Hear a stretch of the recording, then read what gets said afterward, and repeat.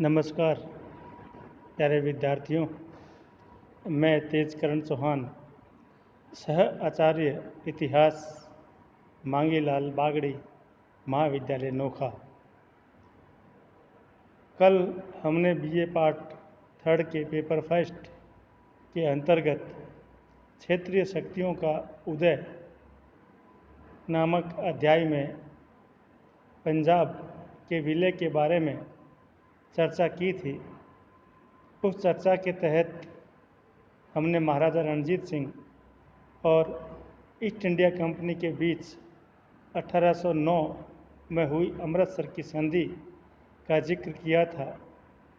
उस संधि के द्वारा ईस्ट इंडिया कंपनी और रणजीत सिंह दोनों ही अपनी अपनी महत्वाकांक्षाओं को शांत करते हुए प्रतीत हो रहे हैं। कुछ विद्वान ये कहते हैं कि अमृतसर की संधि रणजीत सिंह की महत्वाकांक्षाओं पर एक प्रकार का अंकुश थी और एक तरह से ब्रिटिश साम्राज्य के सामने उसका घुटने टेकने के समान था। दूसरी तरफ कुछ विद्वान ऐसा मानते हैं कि इस संधि के द्वारा रणजीत सिंह ने जो कुछ प्राप्त किया या बचाने का प्रयास किया वो उसके सीमित संसाधनों को देखते हुए उसकी कूटनीतिक सफलता कही जा सकती है। खैर, जो भी हो, इस संधि के पश्चात महाराजा रणजीत सिंह ने अपने राज्य का प्रसार सतलज नदी के पार करना तो अवरुद्ध हो गया, परंतु उसने उत्तर और उत्तर पश्चिम की सीमाओं की ओर अपने राज्य विस्तार करने का निश्चय किया। 1809 में उन्होंने कांगड़ा क्षेत्र पर अधिकार किया। 1815 ईस्वी में अफ़गानों के साथ भी संघर्ष हुआ, जिसमें उन्हें सफलता मिली और उन्होंने सिखों ने अटक तक अधिकार कर लिया। मुल्तान पर 1802 से ही रणजीत सिंह की नज़रें थी, परंतु सफलता उन्हें 1818 ईस्वी में जाकर मिली। 1819 में रणजीत सिंह ने कश्मीर पर आक्रमण किया और कश्मीर के अफ़गान सूबेदार को परास्त कर कश्मीर पर अधिकार कर लिया। कश्मीर विजय रणजीत सिंह की महान सफलताओं में मानी जाती है। इससे उनके राज्य की सीमाएं तिब्बत और चीन तक जा पहुंची। 1821 ईस्वी में दोआब में स्थित मनकेरा राज्य पर भी आक्रमण कर उसे जीता और 1823 ईस्वी में सिख सेना ने पेशावर पर आक्रमण कर पेशावर पर कब्जा कर लिया। 1834 में पेशावर का क्षेत्र पूर्णतः सिख राज्य में मिला लिया गया। परिणाम स्वरूप रणजीत सिंह के राज्य की सीमा सुदूर उत्तर पश्चिम तक पहुंच गई। इस बीच सतलज के पश्चिम और उत्तर में स्थित विभिन्न छोटी छोटी मिसलों को भी जीतकर उन्होंने अपने सिख राज्य में विलीन कर लिया। इस प्रकार रणजीत सिंह ने एक विशाल और शक्तिशाली राज्य का संगठन करने में शानदार सफलता प्राप्त की। 27 जून 1839 को मात्र 59 वर्ष की उम्र में उनका देहांत हो गया। महाराजा रणजीत सिंह के अंग्रेज़ों के साथ संबंध कैसे रहे?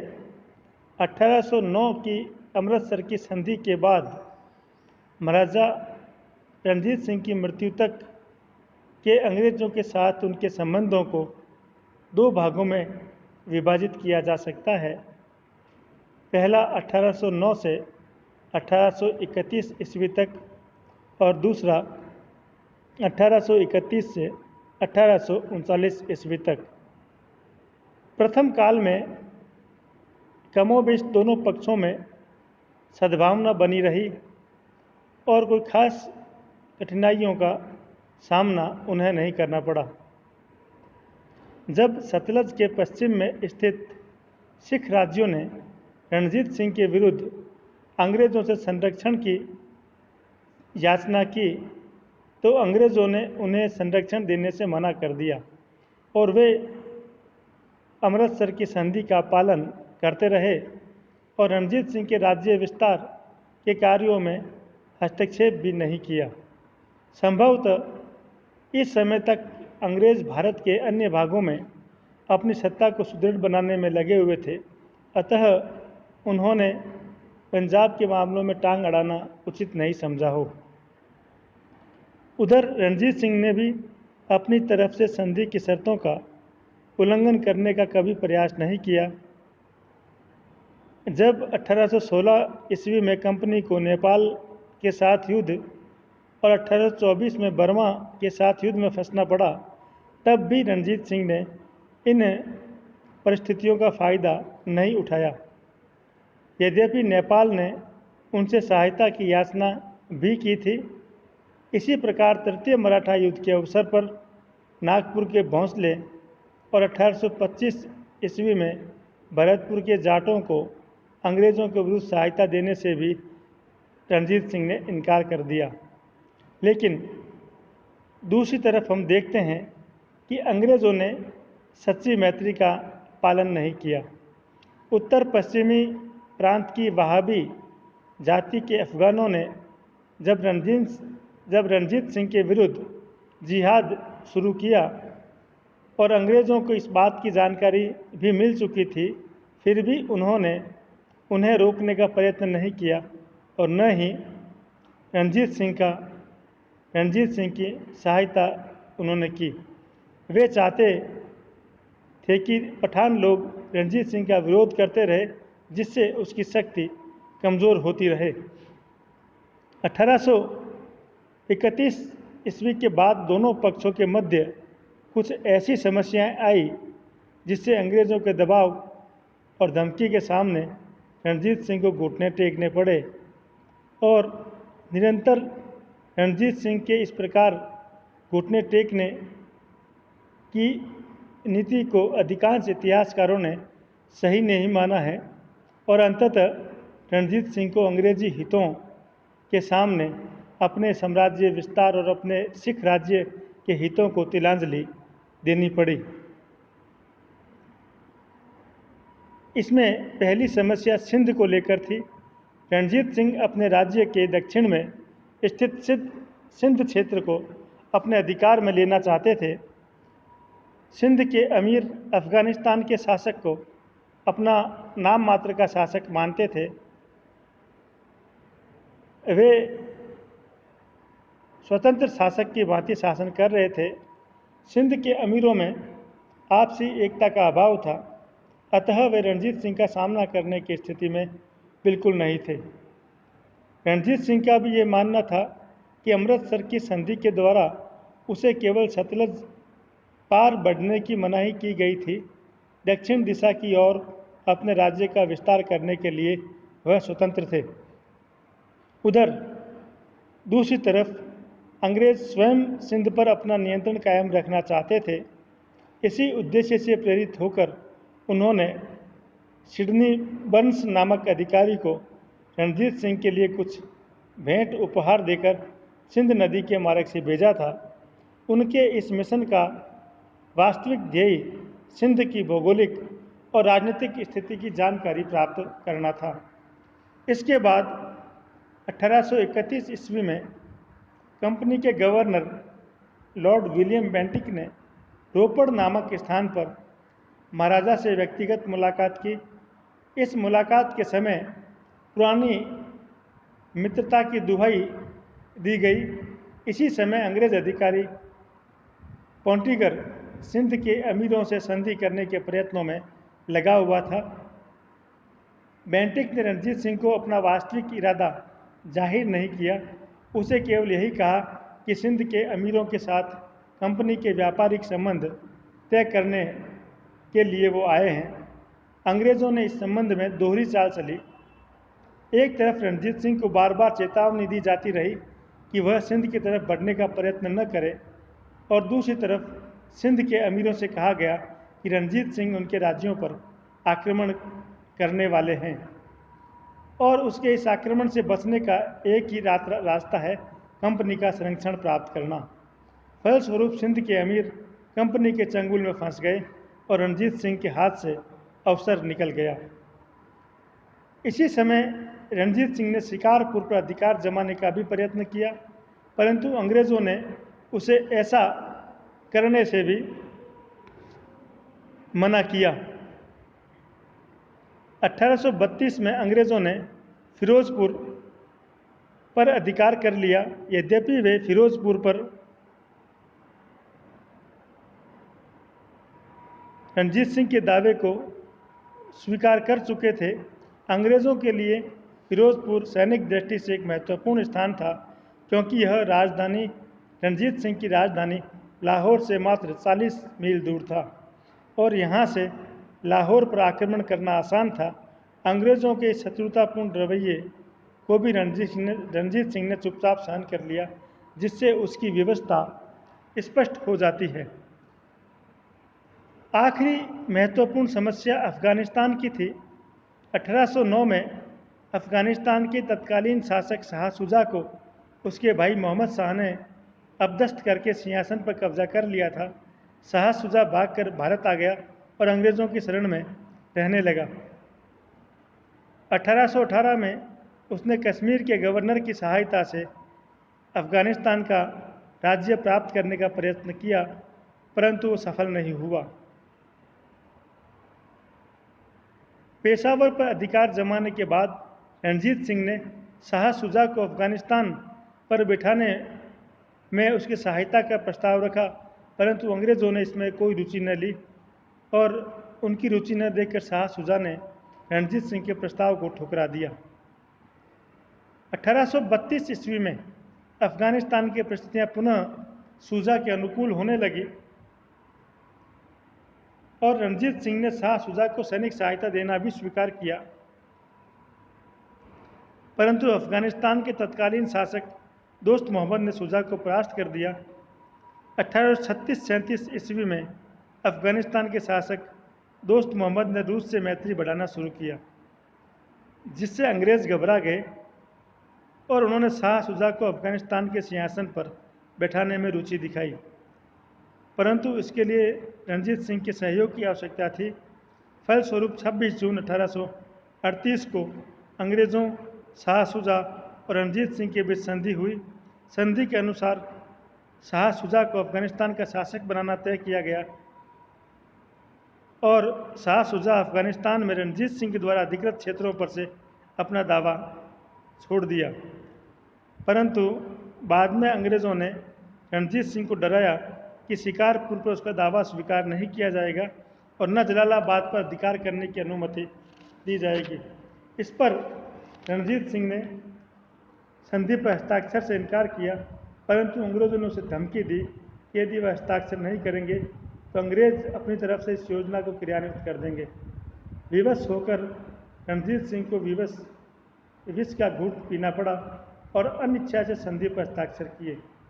सत्य तो यह है कि अफ़गानिस्तान के प्रति किसी भी ब्रिटिश नीति से रणजीत सिंह को कोई खुशी हो ही नहीं सकती थी, क्योंकि वह स्वयं अफ़गानिस्तान को नियंत्रित करना चाहता था, जबकि दूसरी तरफ अंग्रेज़ भी अफ़गानिस्तान को अपने नियंत्रण में रखना चाहते थे, क्योंकि उन्हें एक तरफ रूस का भय लग रहा था और दूसरी तरफ वे सिखों के शत्रु अफ़गानों से मैत्री करके सिखों को अपने इशारों पर नचाना चाहते थे।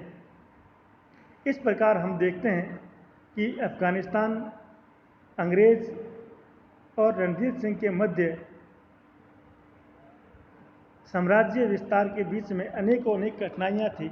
जहाँ एक तरफ रणजीत सिंह अपने साम्राज्य का विस्तार चाहते थे, वहीं दूसरी तरफ अंग्रेज़ अपने व्यापारिक और राजनीतिक हितों का संरक्षण करना चाहते थे और इसीलिए उन्होंने अफ़गानिस्तान को एक मोहरे के रूप में यूज़ किया, क्योंकि मिडिल ईस्ट और यूरोप में रूस के बढ़ते हुए प्रभाव को देखते हुए अंग्रेज हमेशा सशंकित रहते थे कि यदि उन्हें लड़ना पड़े तो उन्हें लाहौर और पंजाब से आगे जाकर रूसियों से लड़ना पड़े, ताकि भारत में उनके व्यापार को अधिक क्षति न पहुँचे। इस प्रकार ये कहा जा सकता है कि रणजीत सिंह यद्यपि एक शक्तिशाली और पर्याप्त साधन संपन्न व्यक्ति थे, फिर भी उन्होंने न जाने किस अज्ञात डर से अंग्रेज़ों के सामने जब भी अवसर आया वो खुलकर उनको इनकार न कर सके और उनका प्रतिरोध न कर सके, और हमेशा वो घुटने उनके सामने टेकते गए।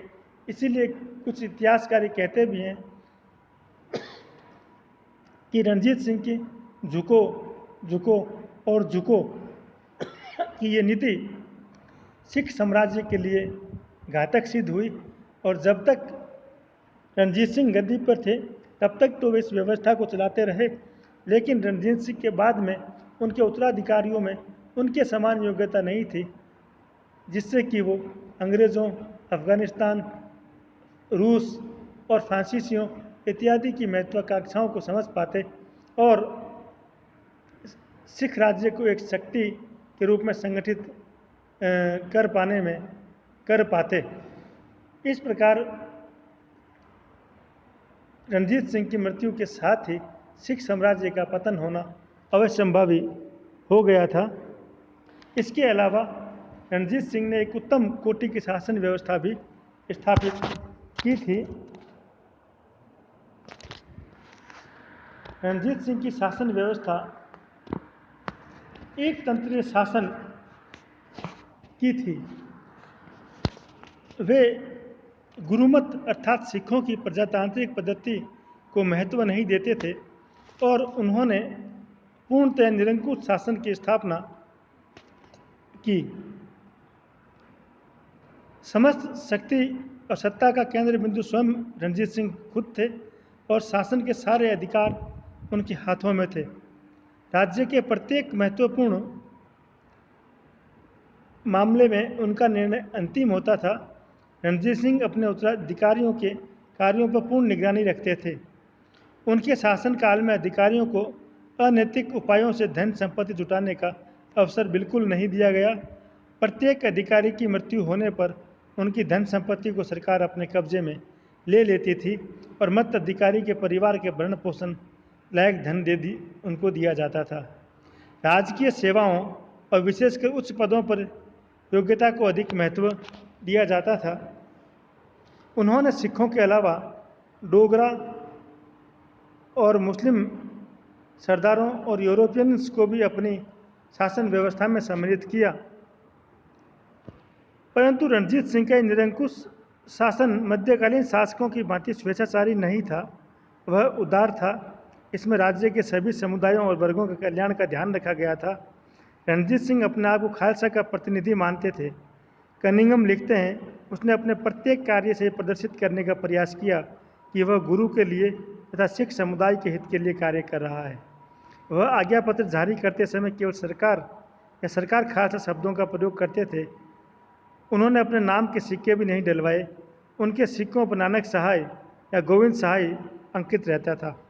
उन्होंने सिखों की भावनाओं का आदर करते हुए अपने लिए आडंबरपूर्ण पदवियों का प्रयोग भी नहीं किया। उन्होंने धार्मिक कट्टरता को भी प्रोत्साहन नहीं दिया। वह स्थानीय प्रशासन तथा लोगों के निजी जीवन में बहुत कम हस्तक्षेप करते थे। उन्होंने अपनी शासन व्यवस्था को सुचारू रूप से चलाने के लिए 5 मंत्रियों को नियुक्त किया। ये सभी योग्य और विश्वस्त व्यक्ति थे और रणजीत सिंह को प्रत्येक विषय पर सलाह देते थे। इन 5 में वजीर का पद सबसे महत्वपूर्ण था। ध्यान सिंह रणजीत सिंह के वजीर थे। वह डोगरा राजपूत थे और राज्य में उन्हें विशिष्ट स्थान प्राप्त था। इसी प्रकार वजीर के बाद विदेश मंत्री के पद पर उन्होंने फ़कीर अजूजुद्दीन को नियुक्त किया। राज्य का प्रधान सेनापति सुरक्षा मंत्री भी होता था। इसी प्रकार वित्त मंत्रालय में वित्त मंत्री का पद भी जो अत्यंत महत्वपूर्ण था, वहाँ उन्होंने भवानी दास और दीनानाथ को नियुक्त किया। इन मंत्रियों के अलावा 12 अन्य प्रशासनिक विभाग भी कायम किए जो शासन के विभिन्न कार्यों की देखभाल करते थे। सूबों की शासन व्यवस्था को रणजीत सिंह ने किस प्रकार विभाजित किया? रणजीत सिंह ने अपने राज्य को 4 सूबों और प्रांतों में विभाजित किया। उनमें कश्मीर, मुल्तान, पेशावर और लाहौर मुख्य थे। सूबों के सर्वोच्च अधिकारी को नाजिम कहा जाता था।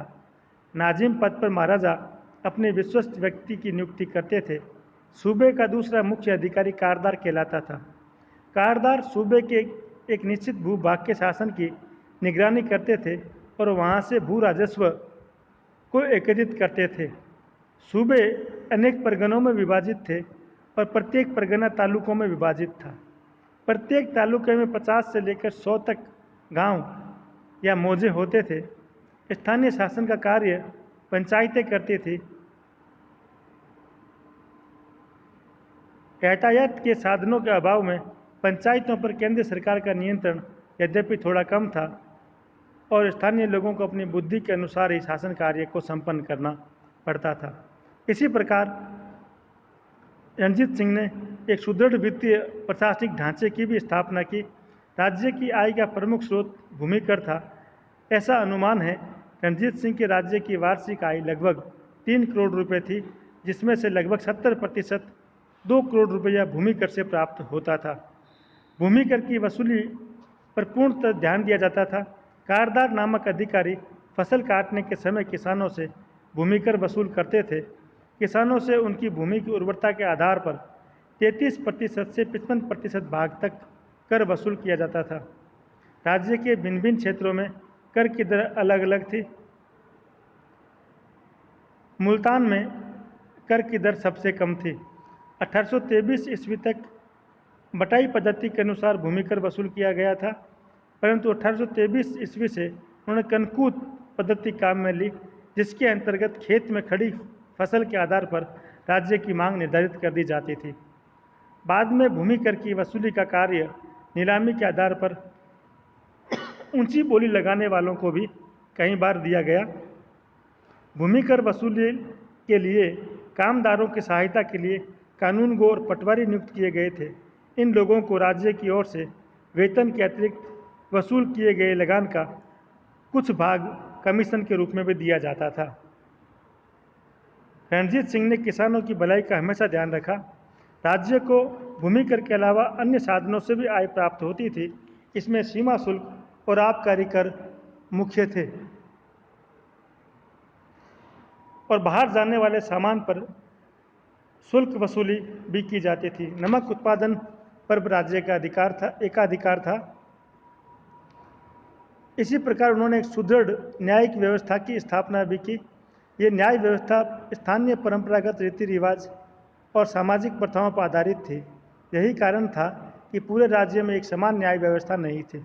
मुसलमानों के मामलों में इस्लामिक नियमों का पालन होता था और उनके आपसी अभियोग का निर्णय काजी किया करते थे।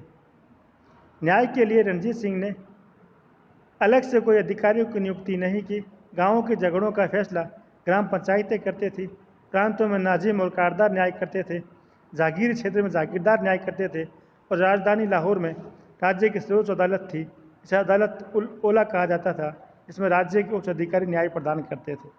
रणजीत सिंह प्रधान न्यायाधीश थे और जटिल और महत्वपूर्ण मामलों की अपील वह व्यक्तिगत रूप से सुनते थे। इसी प्रकार रणजीत सिंह ने सबसे अहम सैनिक व्यवस्था में भी उन्होंने पर्याप्त सुधार किए और एक सुदृढ़ सैनिक व्यवस्था स्थापित की, जो उनकी सैनिक सफलताओं का मुख्य आधार थी। राज्य विस्तार और राज्य की सुरक्षा के लिए एक शक्तिशाली सेना की आवश्यकता होती है। अतः रणजीत सिंह ने प्रारंभ से ही सैनिक व्यवस्था में गहरी रुचि ली।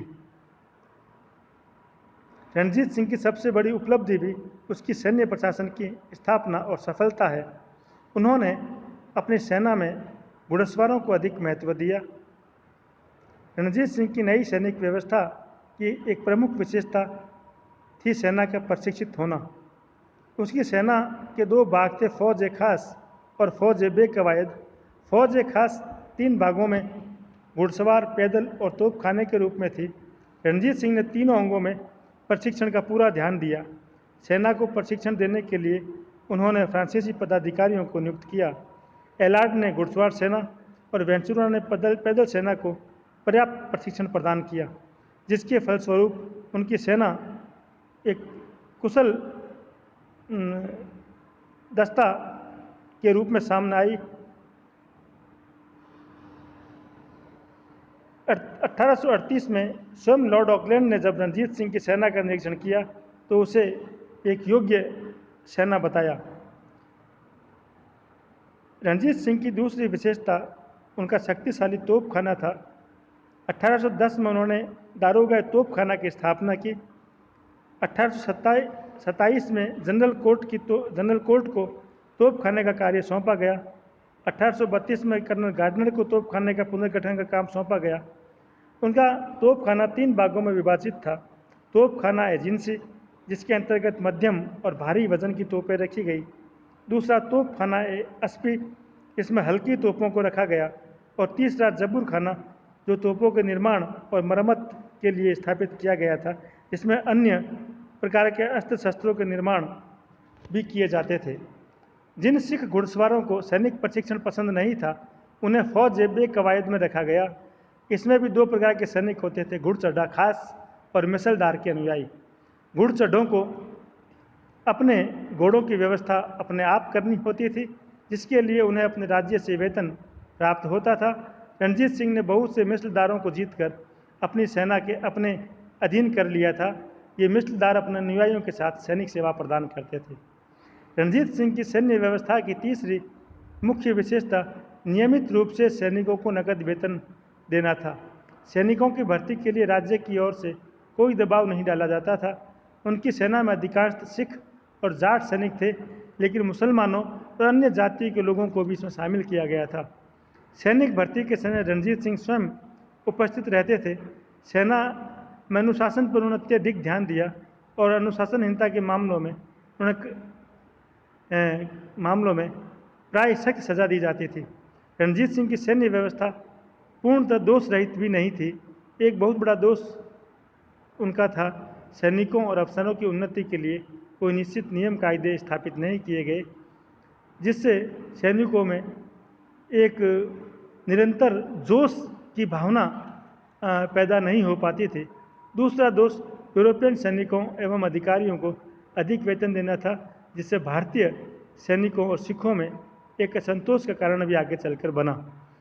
कुल मिलाकर ये कहा जा सकता है कि रणजीत सिंह अपने समय के एक महान सेनानायक, संगठनकर्ता और प्रशासक थे। उनके योगदान का भारतीय इतिहास में महत्वपूर्ण स्थान है। उनकी शक्ति के उत्कर्ष के पूर्व संपूर्ण पंजाब और उत्तर पश्चिमी प्रदेश राजनीतिक अस्थिरता से व्याप्त थे। सिखों को 12 मिसलें अपना अपना प्रभाव क्षेत्र बढ़ाने के लिए आपस में संघर्षरत थी और उत्तर पश्चिमी सीमा प्रांत अफगानों के आपसी कलह से पीड़ित था। ऐसे विकट समय में सिखों और अफगानों के आपसी युद्धों ने सन सामान्य के जीवन को अस्त व्यस्त कर दिया था। ऐसी परिस्थितियों में एक छोटी सी मिसल के सरदार ने सभी मिसलों को एकता के सूत्र में बांधा और पंजाब में एक शक्तिशाली सिख राज्य की स्थापना के महान कार्य को शुरू किया और अंत में वह अपने ध्येय में सफल रहा। इसी से उसकी सैनिक प्रतिभा और संगठनकर्ता की योग्यता स्पष्ट हो जाती है। जिस अफगान शक्ति ने मुगल साम्राज्य को छिन्न भिन्न कर पंजाब तक के भूभाग पर अपना शासन स्थापित कर लिया था, उससे संघर्ष करना और उसे परास्त करके भारतीय क्षेत्रों में उसके प्रभाव को अंत करना एक सामान्य उपलब्धि नहीं थी। यद्यपि रणजीत सिंह अफगानों पर निर्णायक विजय प्राप्त करने में सफल रहे और इसमें कोई संदेह नहीं कि कश्मीर, उत्तर पश्चिमी सीमा प्रांत, पेशावर और अटक तक अफगानों के क्षेत्रों पर उन्होंने अधिकार स्थापित कर लिया। अन्यथा इन सभी क्षेत्रों में अफगानों का शासन हमेशा के लिए सुदृढ़ हो जाने का भय बना हुआ था। रणजीत सिंह की उपलब्धियों का अंग्रेजों ने भी पूरा लाभ उठाया। उन्हें अनायास ही एक विशाल संगठित क्षेत्र प्राप्त हो गया।